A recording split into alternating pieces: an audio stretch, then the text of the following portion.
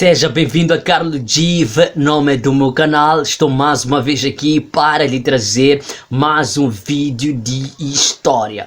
Do Mfecane à formação do Estado de Gaza. Sim, este há de ser o nosso tema. Devo dizer, antes de iniciar este vídeo, que este tema há de ser super interessante. Neste tema, vamos olhar para o próprio processo do Mfecane, o significado do Mfecane. Vamos olhar o que teria acontecido naquela zona da Zululândia, atualmente África do Sul, para resultar no próprio processo do próprio Mfecane. Vamos olhar o próprio Estado de Gaza, a sua formação, os processos que vão ditar a sua formação. Vamos olhar para a sua extensão territorial. Vamos olhar os processos de suzerania desde o fundador do Estado de Gaza até o último imperador de Gaza. Vamos olhar para alguns personagens principais dentro do próprio processo do Mfecane até a própria formação do Estado de Gaza. Estou a falar principalmente de Zwide, estou a falar de Diguissaio, estou a falar de Soshangana, estou a falar de Mauel, estou a falar de Muzila, estou a falar do próprio Ngungunyan.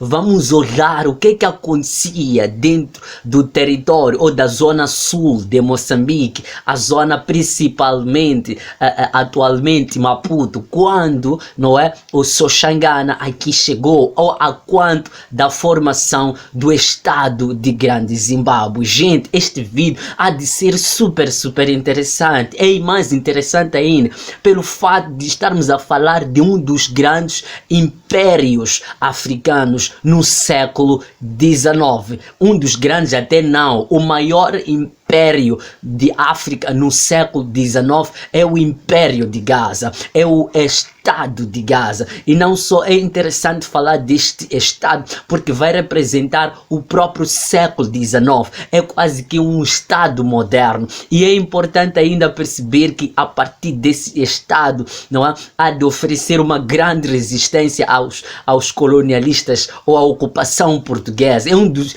Estados que há de ter oferecido um grande estresse para os portugueses. Portanto, dentro deste vídeo, gente, vamos trazer de tudo relativamente ao Estado de Gaza. Eu devo dizer que este conteúdo não será simplesmente para quem é estudante. Mesmo aquele que é moçambicano, aquele que é africano, vai se identificar com este vídeo. Desde já eu lhe convido, permaneça neste vídeo que você não vai se arrepender. Vamos contar tudo com os mínimos detalhes. É por isso que eu estou formal, para representar a responsabilidade que este vídeo representa para mim. Portanto, eu lhe convido, deixa aí seu like, deixa aí a sua subscrição, deixa aí seu comentário, diga o que você achou do vídeo, e vai indicar também para os seus amigos, publica para os seus amigos nas suas redes sociais. E vamos nessa. Gente, a melhor forma de entender a formação do Estado de Gaza é voltando primeiro para o início, para a gênese do problema. Gente, tudo vai começar na zona de Zululândia. Esta zona da Zululândia, atualmente África do Sul, teria assistido, ou teria registrado grandes conflitos, internos naquela zona. Aquela zona era composta por uma média de 20 reinos. E esses reinos, a partir de 1770, primeira metade do século, a metade do século XVIII, esses reinos vão entrar em conflitos. Os conflitos que vão acontecer entre esses reinos farão com que até 1915 simplesmente existam dois reinos, subsistam dois reinos, por um lado vamos encontrar o reino dos Ndwandues e por outro lado vamos encontrar o reino dos Zwides. Dizer que o reino do Ndwandwe era liderado pelo rei Zwide.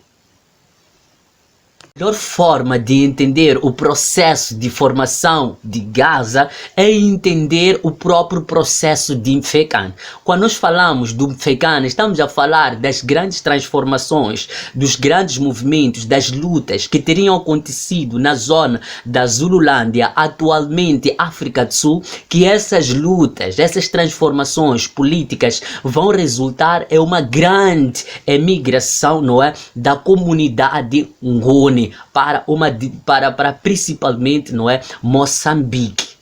E é esse processo que vai resultar na formação do próprio Estado de Gaza, ou Império de Gaza. Mas a questão aqui é a gente perceber o que é que teria resultado no próprio Mfecane, como forma até de entender o próprio processo. Gente, o Mfecane, a gênese do Mfecane é Zululândia. Portanto, olhando para a Zululândia, no período de 1770, assistimos lá a algum conflito. Este conflito vai envolver uma média de 20 reinos. Significa, a zona de Zululândia era uma zona muito rica de unidades políticas independentes entre si. Essas unidades políticas, a um determinado momento, vão entrar em conflitos. Existem algumas causas, alguns problemas que vão acontecer naquele território que envolverão o conflito destes reinos. Uma das primeiras causas que acontece no território de Zululândia foi o problema da crise ecológica. Estamos a falar de intensas secas e que essas secas vão resultar em fome, vão resultar também em falta de territórios cultiváveis. Portanto, esses reinos vão disputar os pequenos territórios cultiváveis. Não só existia lá também a própria disputa do comércio. Essa zona fazia o comércio com a Baía de Maputo, atualmente Maputo. Portanto, e esses reinos vão disputar o controle deste comércio com a Bahia. Não só vão existir ou existirá como causa desses do próprio Mfecane, não é? Os próprios conflitos entre os próprios reinos. Uma coisa que é interessante é que o conflito que esses 20 reinos vão se envolver fará com que até 1815 esses reinos todos sejam diminuídos, resumidos em 2 grandes reinos. Os demais reinos, alguns por não conseguir a resistência, a luta, a disputa, vão se incorporar em alguns reinos e outros optam em fugir. Portanto, a incorporação dos demais reinos formará 2 grandes reinos. Vamos encontrar, por um lado, o reino dos Ndwanduis, dirigidos por Zwide, e Tentwa, dirigidos por Digwisayo. O reino Ndwandwe, que era dirigido pelo rei Zwide, e o reino Tentwa, dirigidos pelo reino de Guisaio. Esses 2 reinos hão de ser responsáveis de gladiarem-se entre eles. Portanto, o processo Mfecane acontece justamente no período desses 2 grandes reinos, em disputa do próprio comércio, e a falta de territórios cultiváveis naquela zona farão com que esses 2 reinos gladiassem. A luta que esses 2 reinos vão empreender vai resultar no desaparecimento do reino Tentwa. Portanto, a disputa entre esses 2 reinos fará com que Digwisayo saia morto. Digwisayo, do reino Tentwa, é vencido. Portanto, Ndwandwe, o reino Ndwandwe, não é, dirigido pelo rei Zwide, vence o Digwisayo. Portanto, por um determinado momento, não é, declara-se a guerra vencida. A partir de 1816 até 1821, não é, o período de guerra, termina a guerra a favorecer o rei Zwide. Portanto, vencido o rei Tentwa, que eram também Ngunis, não se sentindo à vontade em abandonar a zona de Zululândia, não querendo se dar por vencidos ou não querendo se submeter ao rei Zwide, portanto, surge no interior deste reino um grande homem, não é, que vai vingar a morte do seu rei de Guisaio. Estamos a falar do jovem Shaka Zulu, que era em parte um soldado, não é, do reino Tuentua. Portanto, é Shaka Zulu que vai organizar uma comitiva de soldados e que vai vingar a morte do seu rei. E é importante que a gente perceba que o nome Shaka Zulu significa na língua nativa céu brumoso, o indivíduo brumoso, um indivíduo destemido, um indivíduo muito feroz. Portanto, grandes lutas vão acontecer na zona de Zululândia que vão obrigar não é, a emigração de todos aqueles que faziam parte do reino Ndwandwe, dirigido por Zwide. Portanto, é Chaka que vai matar o Zwide e dispersar todos aqueles que pertenciam a este grande reino. Portanto, com a vitória de Chaka e a perda do reino Ndwandwe e a morte do rei Zwide, fará com que os nativos neste reino se entreguem, não é, se dê por vencido, e alguns, não é, que não vão aceitar esta vergonha de submissão vão empreender uma fuga, vão empreender uma emigração. E porque esta emigração foi feita em grande massa, não é, será chamada esta migração de Mfecano. Portanto, o próprio Mfecano, o termo Mfecano é para referenciar não só a própria saída em grupo, em massa, como as razões que vão ditar, não é, esta saída, as transformações que vão acontecer naquele território. Portanto, eu disse, esse território tinha uma média de 20 reinos e, portanto, haverá aqui uma unificação política, e esta unificação política, em parte, é o conjunto também de processo de Mfecano. Portanto, os indivíduos, portanto, faz sentido falar do estado de Gaza a partir desta saída, porque esses indivíduos que sairão no processo de Mfecano ou da zona de Zululândia para diversas partes da África Austral, em parte, são esses indivíduos que vão formar o estado de Gaza. Por exemplo, quando falamos de indivíduos que saem no processo do Mfecano, estamos a falar, por exemplo, de Zwangendaba, Nyambamassani, Nguanamasseco. Não só sai também o outro indivíduo que é-nos muito interessante, que é o Soshangana. Soshangana, que era também conhecido por Manikusi. Este, em particular, avó de Ngungunyan, pai de Mawewe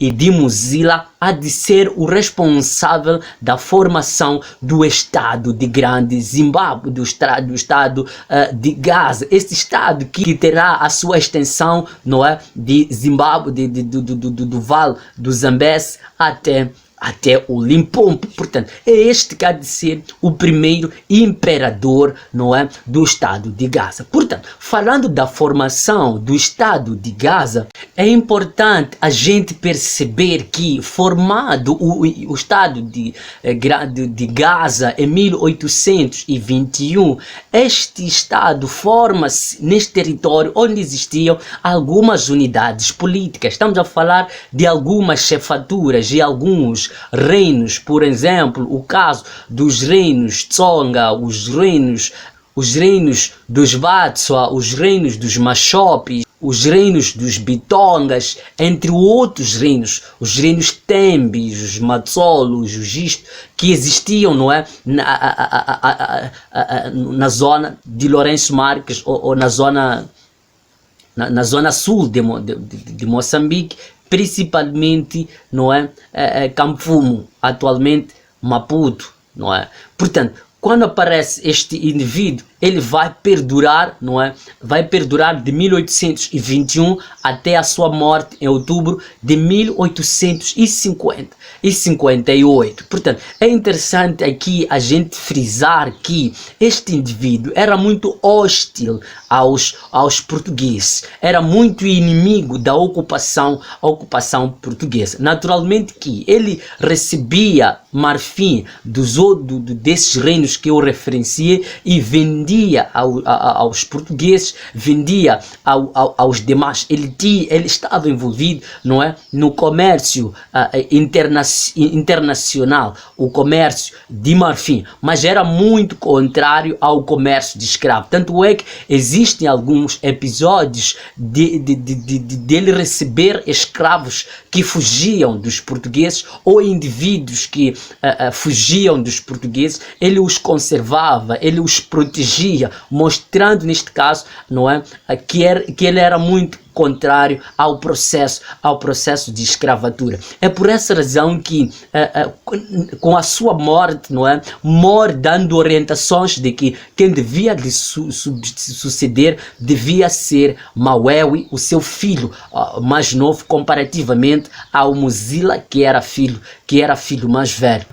Pois Mauewi não via com os bons olhos a presença dos portugueses, não é, no território, no território do estado de Gaza. É por essa razão que os portugueses, usando Muzila, o irmão mais velho de Mauewi, o Muzila, que há de ser o pai de Ngungunyana, vão iniciar uma guerra civil contra o Mauewi. Tanto é que posteriormente Muzila consegue vencer o seu irmão Mauewi e toma o poder. Portanto, é Muzila, pai de Ngungunyana, que há de ser o penúltimo rei, não é, do estado de Gaza. É importante que a gente referencie aqui que ele vai dar o nome de Gaza em homenagem a seu bisavô. O termo Gaza é nome, não é, do bisavô de Soshangana ou de Manikus, não é, homenagem a seu avô. Portanto, quando ele coloca, não é, a sua capital é em Shaimit, e há de ser o próprio Muzila que vai transferir a capital de Shaimit, não é, até Musulis em 62. Portanto, e depois de Musulis há de ser transferida a capital até Manjacás, não é, já pelo próprio filho, o Ngungunyana, em 1889, não é? Porque Ngungunyana vai suceder o seu pai em 1884 e, portanto, em 89 vai transferir a capital de Musuris até Manjacás, dizia. E como é que estava organizada a organização social? Bem, na estratificação social em cima vamos encontrar a aristocracia dominante, que era representada pelo próprio rei, não é? A linhagem e também a linhagem direta do rei. O rei era naturalmente da linhagem Ngun, portanto estavam juntamente a aristocracia dominante, todos os seus familiares, aqueles que tivessem diretamente a esta linhagem. Depois vinha naturalmente a média aristocracia, que era representada também pelos Ngunes, só que Ngunes um pouco distantes da linhagem do próprio da aristocracia dominante. E na base vamos encontrar naturalmente as populações Tsongas, as populações que em algum momento são populações nativas que quando chegaram encontraram, não é? Vamos encontrar lá algumas mulheres meio que escravas, não é? Mulheres trazidas, dominadas de outros reinos que em algum momento podiam ser concubinas do rei sem precisar que ele fosse fazer um lobolo. O lobolo que o rei pudesse e devesse fazer, fazia dentro da sua linhagem, dentro dos Ngunes. Era obrigatório que ele fizesse o lobolo que é o pagamento para se ter uma mulher. Portanto, para a questão de escravos, ele não era obrigado, não é, a ter que pagar este lobo. E relativamente às atividades econômicas, é preciso que a gente perceba que o Estado de Gaza há de viver da agricultura, de mapira, de menchoer, mas também há de viver da criação de gado, mas também vivia do comércio de marfim e grandemente também o Estado de Grande Zimbábue, o Estado de Gaza há de viver do trabalho de mineração na África do Sul, não é? Com a venda da mão de obra que o próprio Ngungunyane vai facilitar na primeira fase, não é? Aos ingleses, às minas da África do Sul. Relativamente a atividades ideológicas, naturalmente que os Estados moçambicanos vão ter a mesma gênese nessa questão ideológica. Todos eles, os reis, serão tratados como Deus. Aqui vai se destacar, por exemplo, a prática de Nkwaya, que estava ligado, não é, a práticas, a cerimônias de agricultura para questões de colheita, mas também haverá aqui um outro tipo de cerimônia, que é Mbilungulo, que era uma prática que era mais para os soldados que fossem uma batalha, fossem a guerra. Então, para terminar mesmo na estrutura política, o rei vai naturalmente concentrar todos os poderes. É óbvio também que era auxiliado pela rainha, pelos governadores, por indivíduos que lideravam a questão do exército, não só pelos anciãos, não é? Que vão lhe auxiliar na questão do poder. É importante que a gente frise aqui que ele era conhecido como Nkosi, ou se neste caso o rei, o grandioso, e a sua esposa Nkosikasi, e os governadores de Ossanas, não é? Portanto, Nkosikasi e a esposa Ossana eram os próprios governadores. Ossana diminuíam, que é o rei pequeno, e o território vai ser dividido, não é? Em algumas províncias, em que em cada província se colocava ali um Ossana, que era representante, não é, daquela província. E este Ossana podia nomear, não é, alguns indunas. Indunas eram indivíduos responsáveis naquelas províncias que deviam lidar com questões mais pequenas, como litígios que tivessem acontecido. Há o caso, por exemplo, de recrutamento para o regimento militar do Estado de Gaza. Os indunas escolhidos, não é, pelos Ossanas, eram responsáveis de fazer isso, mobilizar, por exemplo, pagamento de impostos, pagamento de tributos. Indunas eram responsáveis de saber os detalhes que vão acontecer a nível de base. E, portanto, esse Tinduna, naturalmente, que vai liderar o conjunto de montes, que são casas, em que em cada casa existe lá o mulumuzana, que é o chefe da família. Atualmente chamamos isso de chefe de quarteirão, não é? Que vai liderar os montes que são casas, e vai liderar também os chefes de família dessas casas, que são os próprios mulumuzanas.